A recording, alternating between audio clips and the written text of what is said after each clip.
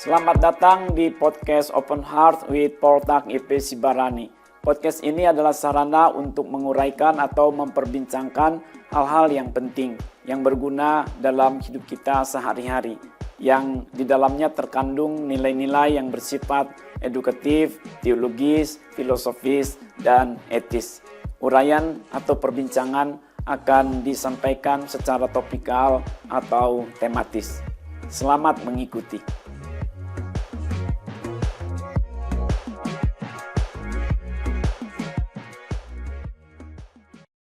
Topik yang akan saya uraikan pada edisi ini adalah ibadah yang ditolak Tuhan.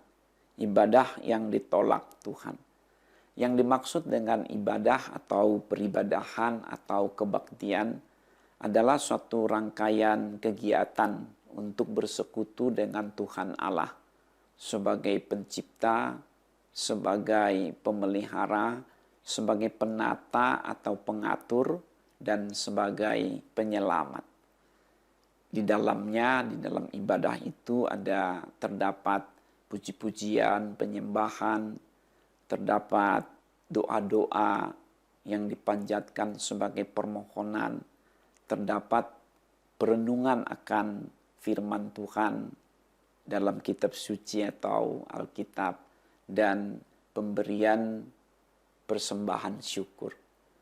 Ibadah itu dengan demikian merupakan satu rangkaian yang terdiri dari paling tidak 4 komponen utama. Tadi itu ada pujian penyembahan, ada doa-doa permohonan, ada perenungan akan firman Tuhan dalam Alkitab, kitab suci, dan ada pemberian persembahan syukur. Ibadah dapat dilakukan di mana-mana, ya di rumah ataupun di tempat tertentu lainnya, terlebih yang memang diakui secara khusus sebagai tempat ibadah, gereja misalnya.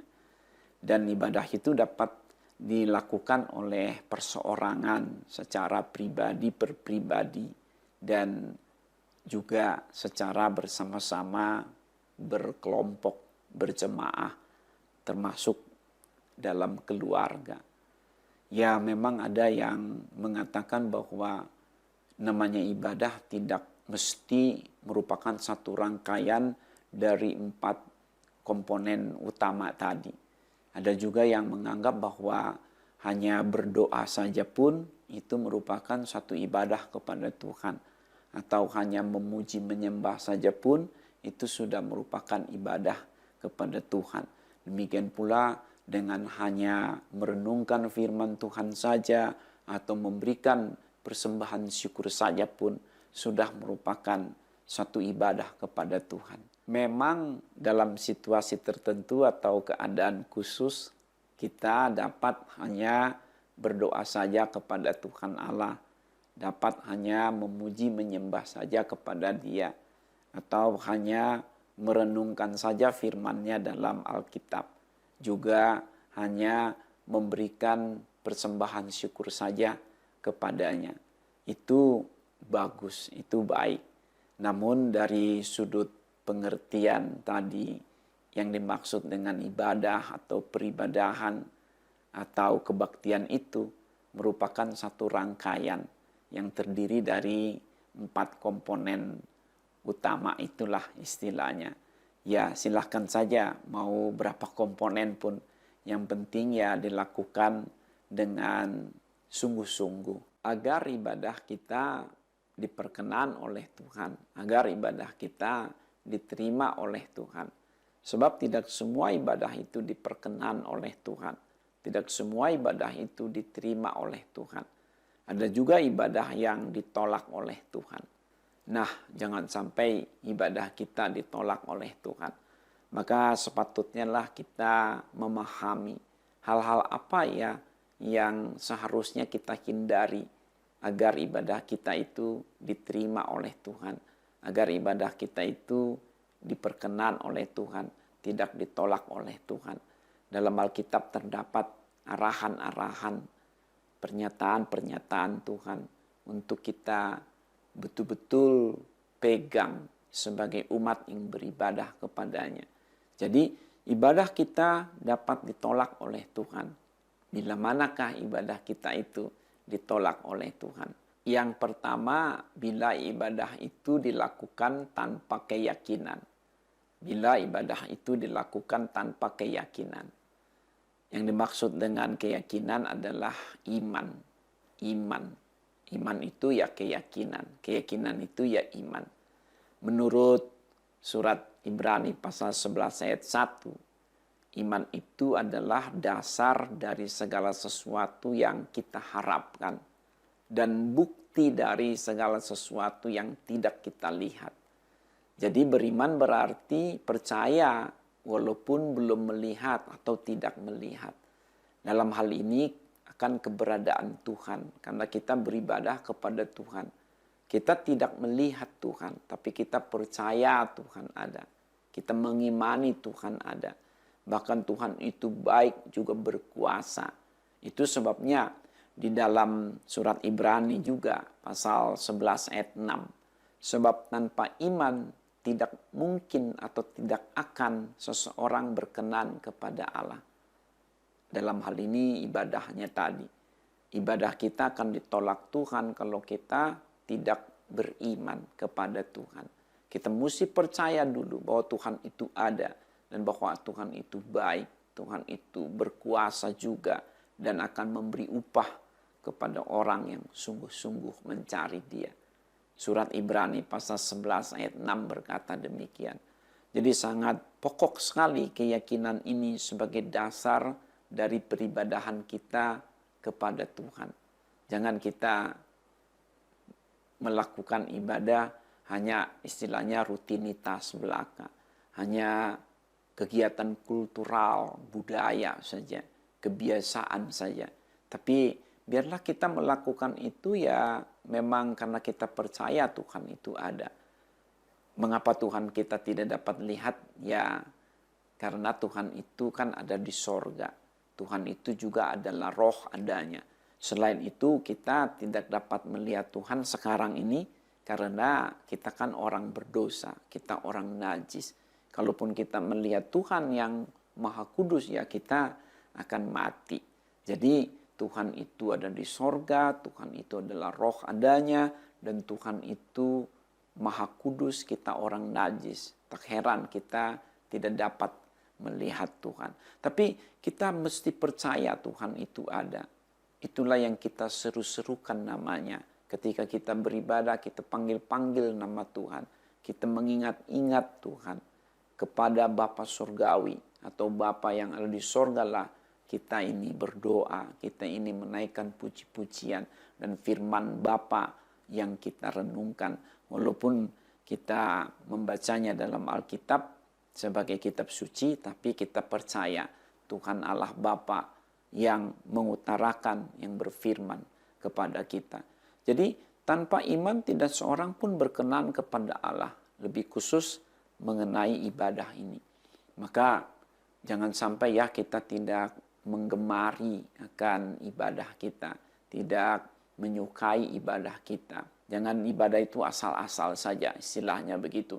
Karena sudah dipesankan juga semisal dalam surat 2 Timotius pasal 3 ayat 1 sampai 5. Di situ ada disebutkan oleh Rasul Paulus ciri-ciri manusia zaman akhir. Salah satunya adalah melakukan ibadahnya secara lahiriah saja, tapi tidak sungguh-sungguh meyakininya, tidak sungguh-sungguh melakukannya dengan keyakinan kepada Tuhan, tidak didasari oleh iman.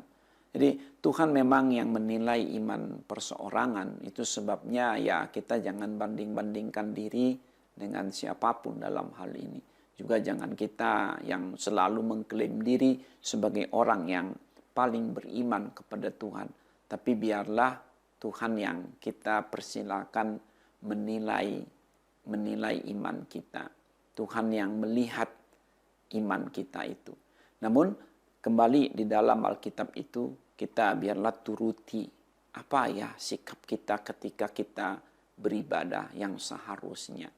Tuhan itu adalah roh, beribadahlah kepadanya dalam roh, juga ditambah dalam kebenaran. Tuhan mencari penyembah-penyembah dalam roh dan kebenaran. Jadi kita memang beribadah kepada Tuhan itu tidak secara jasmaniah, secara lahiriah, tapi tidak secara jasmaniah, tidak secara lahiriah, tetapi secara rohaniah. Roh kita dengan roh Tuhanlah yang terpadu dengan kasih dan kuasa-Nya. Dan memang kita yang mungkin dapat beribadah kepada Tuhan, yang lain tidak dapat beribadah kepada Tuhan. Karena hanya kitalah makhluk ciptaan di dunia ini yang ada roh di dalam kita. Dan roh di dalam kita itu kan hembusan dari nafas Allah awalnya. Misalnya menurut kitab Kejadian pasal 2 ayat 7. Jadi dalam kita ini ada roh Allah. Apalagi ditambah dengan sebagai murid-murid Kristus juga diberikan Roh Kudus. Itulah yang memampukan kita memanggil Dia Tuhan Allah Bapa Surgawi, ya Aba, ya Bapa. Jadi kita beribadah kepada Tuhan haruslah secara spiritual, dalam suasana rohani.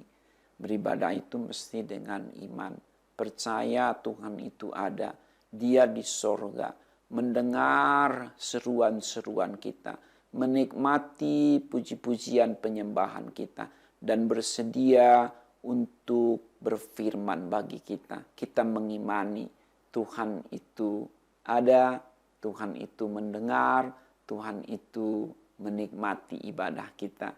Yang kedua, ibadah yang ditolak Tuhan itu adalah bila ibadah itu dilakukan atau diadakan tanpa ketulusan.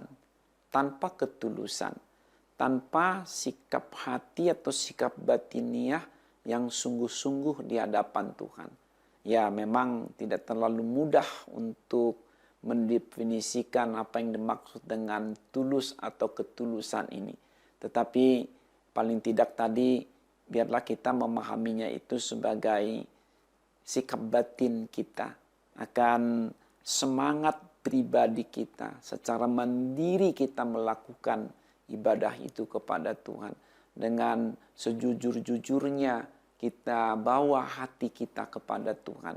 Karena kita mengasihi Dia, karena kita menghormati Tuhan, itu kita lakukan ibadah itu dengan ketulusan. Sehingga tidak ada istilahnya di situ main-main atau juga setengah hati. Ini dibedakan dengan iman. Kalau iman itu kan lebih sifatnya tadi spiritual, percaya tidak ada Tuhan.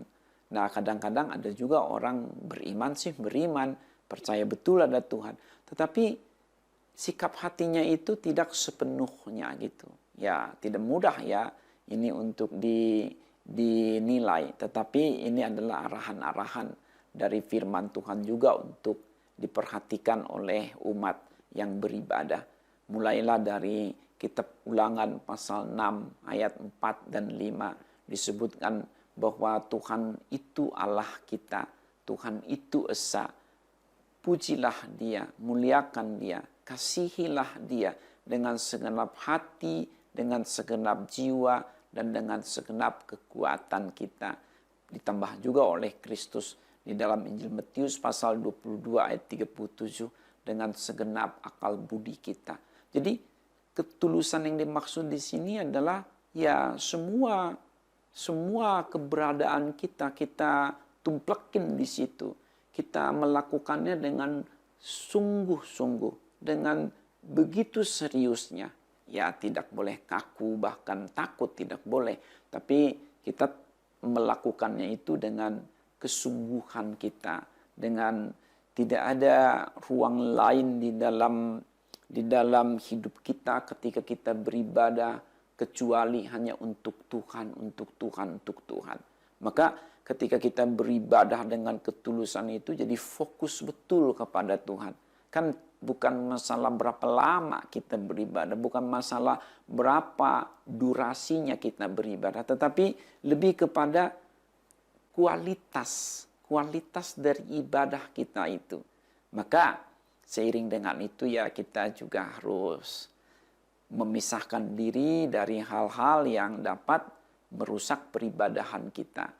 Kita harus cerdas, kita harus pandai juga menghindari apakah itu adalah keramaian, apakah itu bahkan keributan, kegiatan-kegiatan lain yang dapat mengganggu akan istilah saya koneksi atau konektivitas kita, link kita dengan Tuhan, frekuensi kita dengan Tuhan betul-betul terjaga ketika kita itu sedang beribadah kepadanya.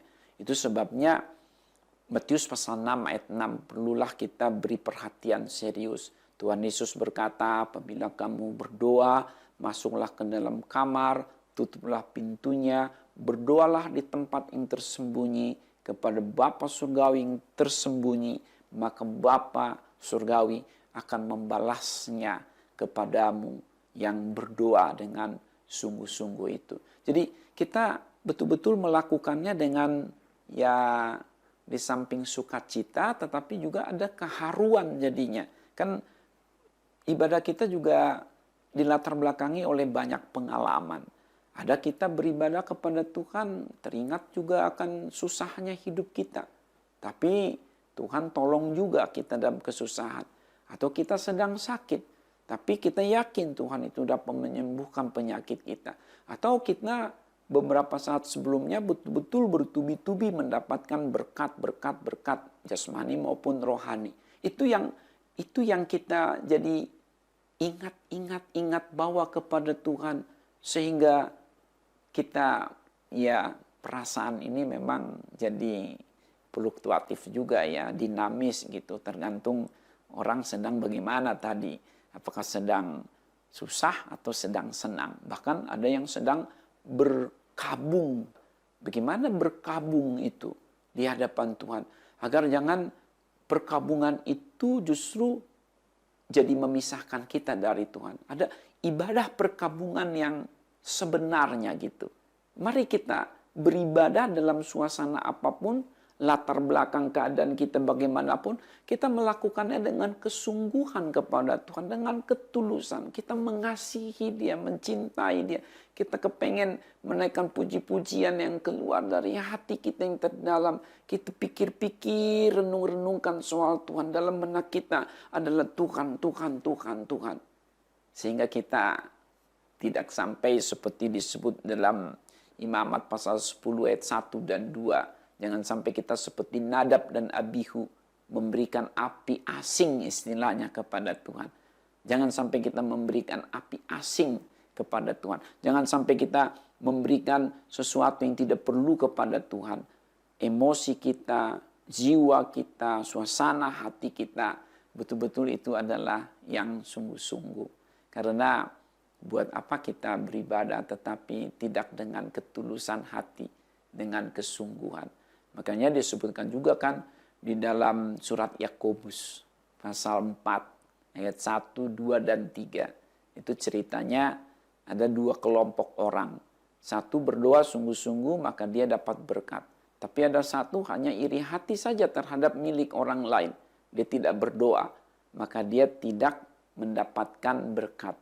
Atau dikatakan juga, kamu berdoa memang, tapi kamu tidak berdoa dengan sungguh-sungguh, tidak berdoa dengan ketulusan hatimu, kamu tidak berdoa untuk Tuhanmu, maka kamu juga tidak memperoleh apa-apa karena kamu salah berdoa. Yang ketiga, ibadah yang ditolak Tuhan itu adalah bila ibadah itu diadakan tanpa keinsafan, tanpa keinsafan. Yang dimaksud dengan keinsafan itu adalah kesadaran. Kesadaran atas posisi orang yang beribadah itu di hadapan Tuhan dan di hadapan sesamanya. Di situ orang yang beribadah betul-betul menyadari siapa dia, siapa dirinya di hadapan Tuhan, di hadapan sesamanya. Sehingga yang muncul adalah kejujuran, pengakuan-pengakuan yang apa adanya. Dan kalau jujur, apa adanya, tentulah orang itu tidak akan meninggi-ninggikan dirinya, tidak akan menyohor-nyohorkan perbuatannya. Tetapi dia justru sebaliknya akan merendahkan hatinya. Karena memang begitulah manusia hidup di bumi ini. Mula-mula manusia hidup karena anugerah Tuhan. Anugerah Tuhan. Dari sejak dia lahir, bertumbuh kembang, hingga seusia itu atau seusia ini, bahkan sampai selamanya, semua adalah anugerah. Maka yang dimaksud ibadah itu kan sejak awal dikatakan dalam rangka bersekutu dengan Tuhan, memperlakukan Tuhan sebagai pencipta, sebagai pemelihara, sebagai penata atau pengatur, juga sebagai penyelamat, dan sebagai yang lain sesuai dengan kasih karunia-Nya yang melimpah bagi umatnya. Nah, orang yang beribadah dengan sungguh itu, dia akan penuh dengan syukur. Ya Tuhan, semua karena anugerah-Mu, semua ada karena kasih karunia-Mu. Ku ada sebagaimana ku ada, anugerah Tuhan. Ku dapat makanan kah, dapat minuman juga, ada pakaian, ada juga tempat berteduh dari panas dan hujan. Ini yang sifatnya materi, termasuk uang juga yang seringkali tidak dapat diukur dengan uang. Apa itu? Kebahagiaan, sukacita, lalu kesehatan. Belum lagi bakat-bakat alamiah yang Tuhan beri berupa talenta-talenta sosial, kemampuan ini dan itu. Melewati berbagai ala rintangan selama hidupnya. Itu banyak betul kasih karunia yang diberikan. Jadi ketika seseorang itu beribadah, dia akan beribadah dengan keinsafan. Siapa dia di hadapan Tuhan? Layaklah Tuhan dipuji. Layaklah Tuhan ditinggikan. Karena Tuhan tidak suka dengan orang yang congkak apalagi. Tuhan tidak suka dengan orang sombong, orang yang angkuh. Siapa yang meninggikan dirinya akan direndahkan. Tapi siapa yang merendahkan dirinya akan ditinggikan. Sehingga sepanjang ibadah itu yang dielu-elukan adalah Tuhan. Yang dimuliakan adalah Tuhan. Kata-kata pujiannya kah, doa-doanya kah, semua adalah untuk mengagung-agungkan Tuhan. Dia lakukan itu dengan keinsafan, dengan kesadaran bahwa dia adalah makhluk yang dijadikan oleh Tuhan. Layaklah dia memuliakan penciptanya, yang mengadakan, yang memelihara, yang menata, dan yang menyelamatkannya, dan yang lain lagi begitu banyak. Dan sebagai pengampun, Tuhan itu sebagai pengampun. Dia memposisikan dirinya sebagai orang berdosa, orang yang banyak melanggar aturan, orang yang belum hidup sebagaimana mestinya sesuai dengan aturan yang Tuhan berikan selama ini. Belum dapat menjadi pelaku firman, belum dapat melaksanakan semua perintah Tuhan. Dia merendahkan hatinya, dia memohon belas kasihan Tuhan. Jangan justru beribadah katanya, tapi untuk pamer bahwa dirinya itu lebih saleh, lebih suci, lebih benar, lebih baik. Itu kan ada kisah dikatakan Tuhan Yesus di dalam Injil Lukas pasal 18 ayat 9 sampai 14. Dua orang masuk ke dalam satu tempat ibadah. Yang satu dia meninggi-ninggikan dirinya dalam hal dia berkata, aku sudah melakukan perintah Tuhan, aku sudah menjaga diri begitu rupa, aku juga sudah begitu rutin berpuasa, melakukan ini dan itu, kegiatan-kegiatan agamawi. Tetapi yang satu lagi, dia tidak kebetulan ada pemungut cukai disebut. Dia tidak berani menengadah ke atas. Dia memukul-mukul dirinya seraya berkata, aku ini orang berdosa, ampuni aku Tuhan, ampuni aku Tuhan. Dan Tuhan berkata, bahwa ibadah yang diterima itu dalam hal itu adalah ibadah dari orang yang mengaku dosanya itu. Yang merendahkan hati bahkan dirinya di hadapan Tuhan. Ya memang bukan berarti semua kita ini serba bejat ya. Bukan berarti kita semua serba salah. Tidak boleh juga kita memposisikan diri sebagai orang yang bejat terus, salah terus, tidak begitu. Kita juga tentu ada yang benar yang kita lakukan, yang baik kita lakukan, dan seharusnya demikian. Namun sebanyak apapun perbuatan baik kita, yang benar yang kita lakukan, tetapi kan kita orang yang sudah cacat secara moral. Kita ini tidak sempurna. Sekecil apapun dosa itu kan adalah pelanggaran terhadap firman. Dan itu upahnya maut. Itu ada hukumannya. Nah, disinilah kita menyadari itu, bahwa kita belum betul-betul mampu melakukan apa yang Tuhan perintahkan sepenuh-penuhnya. Dalam kelemahan kita jatuh. Dalam kelemahan kita takut melakukan kebenaran itu. Kita masih egois, kita belum menjadi berkat bagi sesama. Kita rendahkan hati kita. Jangan kita tinggikan diri. Injil Matius pasal 23 ayat 12. Sekali lagi. Sebab siapa yang meninggikan diri akan direndahkan. Tapi siapa yang merendahkan diri akan ditinggikan. Kitab 2 Tawarik pasal 7 ayat 14. Umatku yang beribadah kepadaku, kata Tuhan, yang merendahkan hatinya dengan begitu rupa, maka aku akan mendengar doanya dan memulihkan keadaannya. Ya, itulah kita.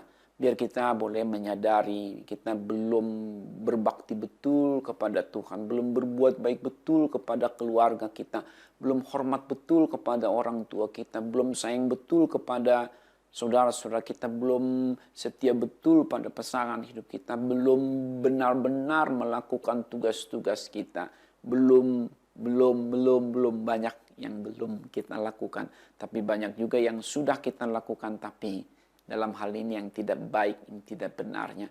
Maka agar ibadah kita tidak ditolak Tuhan, memang biarlah kita adakan ibadah itu disertai dengan namanya keinsafan, kesadaran.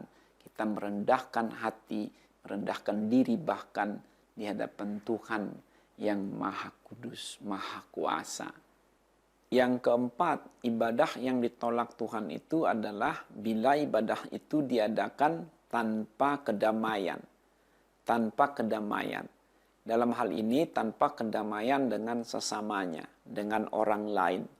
Ya, maklumlah, sebagai manusia di bumi ini, di dunia ini, bukan saja orang yang beribadah kepada Tuhan itu atau siapapun pernah menyakiti sesamanya, tetapi juga sesamanya itu menyakiti dirinya, menyakiti kita. Di samping tadi kita menyakiti mereka.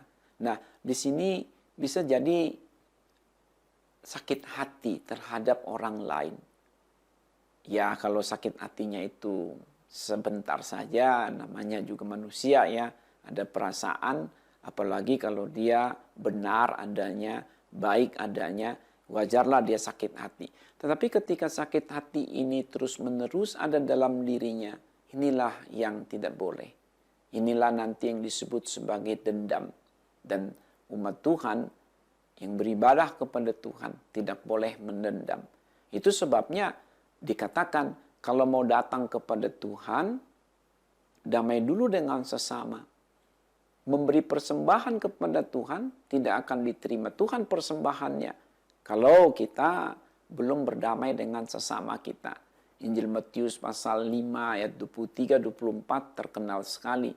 Dan kita ingat betul dengan nats ini, bahwa apabila kamu memberikan persembahan kepada Tuhan tadi, tapi kamu mengingat sesuatu yang buruk dalam hatimu terhadap saudaramu, tinggalkanlah dulu persembahanmu itu.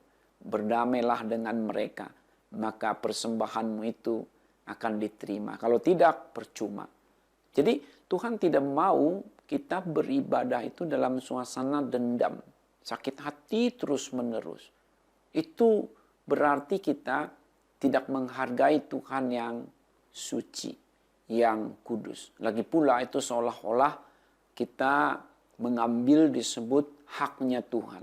Di dalam surat Roma pasal 12 ayat yang ke-19 dan 20.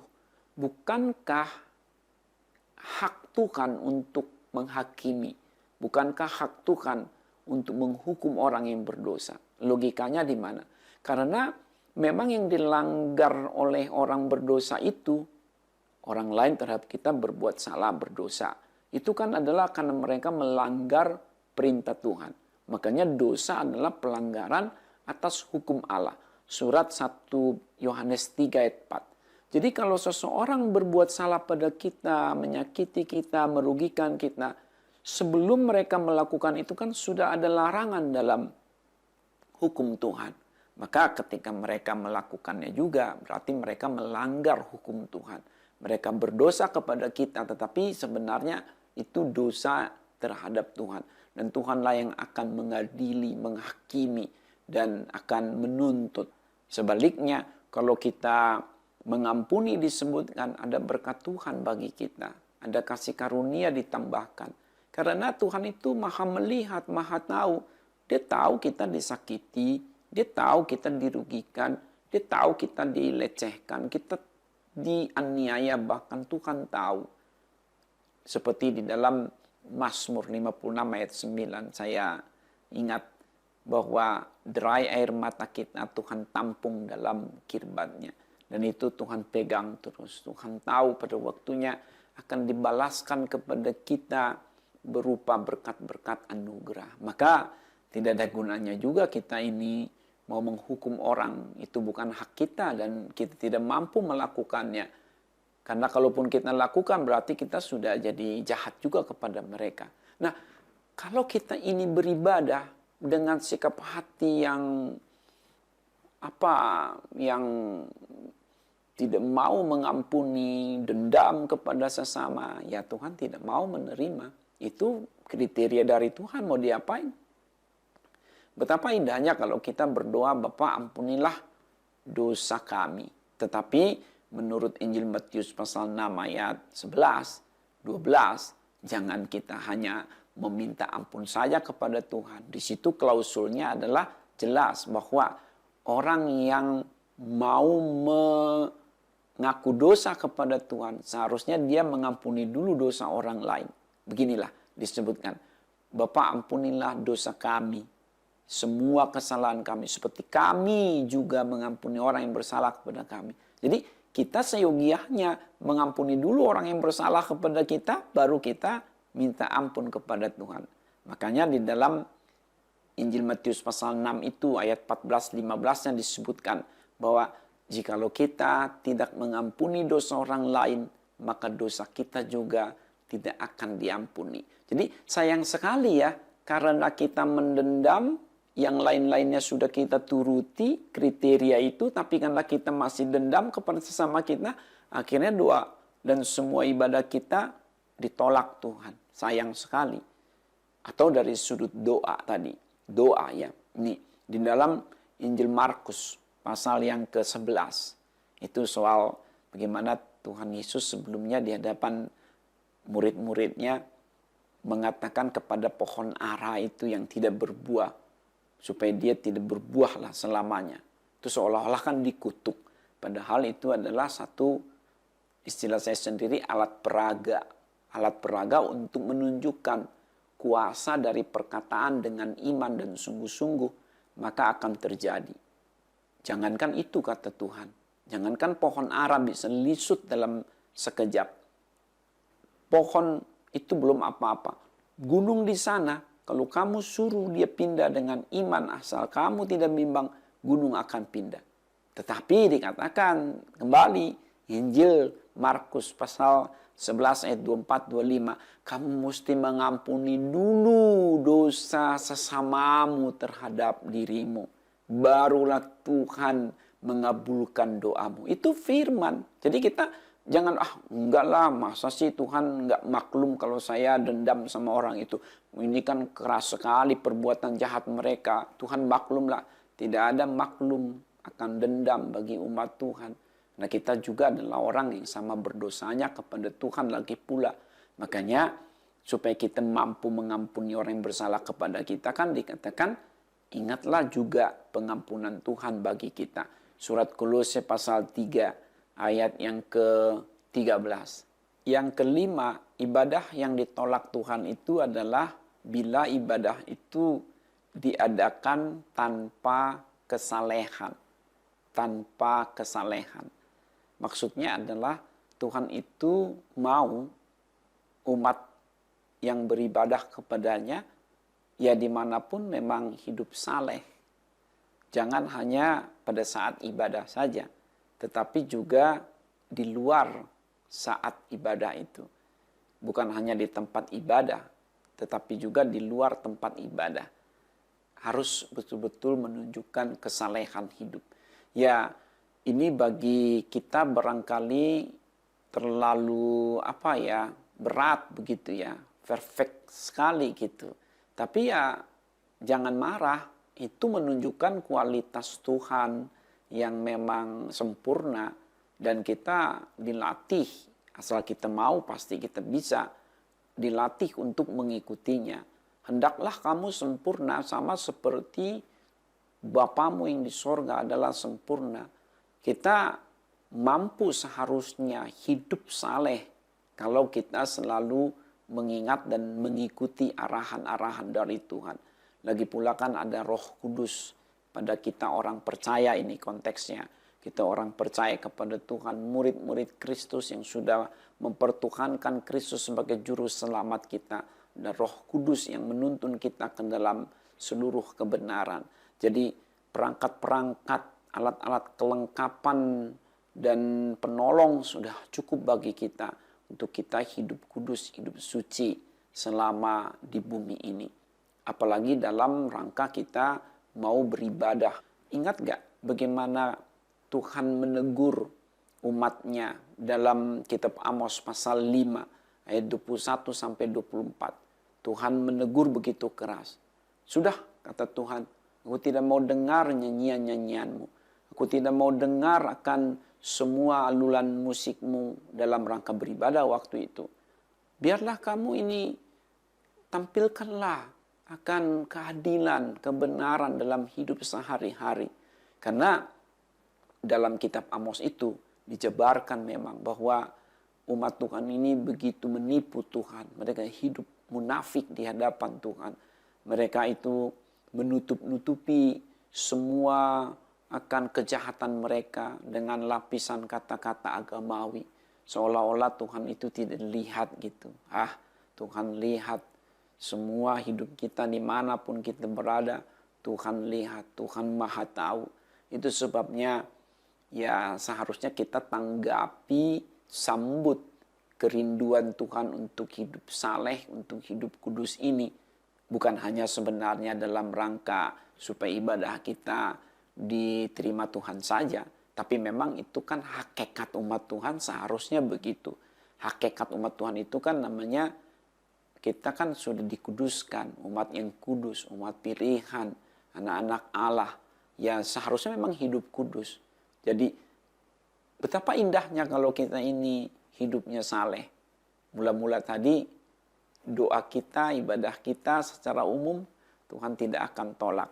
Tetapi kita juga memang benar-benar sudah menghargai betul jati diri kita sebagai anak-anak Allah.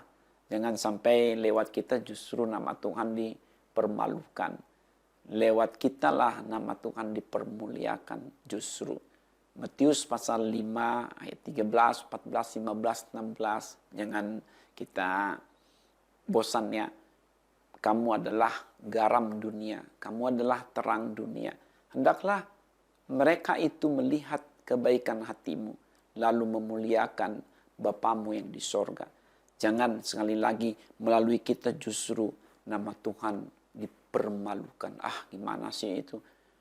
Bagaimana mereka itu ngaku-ngaku umat Tuhan. Umat Tuhan kok jahat. Jangan-jangan Tuhannya juga adalah titik-titik. Nah semacam itu. Kalau orang-orang kan tidak cukup ya hanya tahu doktrin yang baik dari kita, tapi juga ya perilaku kita harus sama baiknya.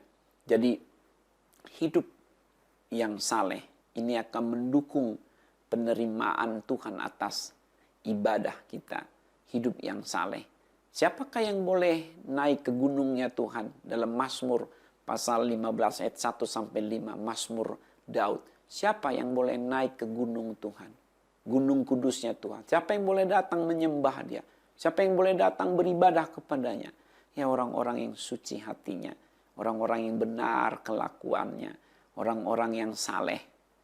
Berbahagialah orang yang suci hatinya, karena mereka akan melihat Tuhan. Injil Matius pasal 5 ayat 8. Atau juga dalam ini, mumpung kita ingat ayat-ayat seputar ini, surat Ibrani pasal 12 ayat 14. Peliharalah kasih persaudaraan. Berdamailah dengan semua orang dan kejarlah kekudusan. Sebab tanpa kekudusan tidak seorang pun akan melihat Tuhan. Tanpa kekudusan tidak seorang pun akan melihat Tuhan. Sebaliknya tadi sebelumnya, berbahagialah orang yang suci hatinya karena mereka akan melihat Tuhan. Termasuk dalam apa? Dalam hidup berumah tangga. Misalnya 1 Petrus 3 ayat 7. 1 Petrus 3 ayat 7. Demikian pula kamu hai suami-suami, hiduplah bijaksana dengan istrimu sebagai teman pewaris kehidupan, supaya doamu jangan terhalang. Jadi doa akan terhalang kalau suami itu berperilaku tidak benar terhadap istrinya. Demikian pula istri, doanya tidak akan dikabulkan Tuhan, ibadahnya tidak berkenan pada Tuhan kalau tidak menghormati suaminya. Doa anak-anak tidak akan dikabulkan Tuhan bila mereka tidak menghormati orang tuanya. Doa orang tua pun tidak akan dikabulkan Tuhan kalau tidak mengasihi akan anak-anaknya. Juga seluas-luasnya akan kegiatan-kegiatan kita. Jadi mulai dari sekarang bukan mau menakut-nakuti ya. Ingatlah betapa mulianya hidup suci itu indah.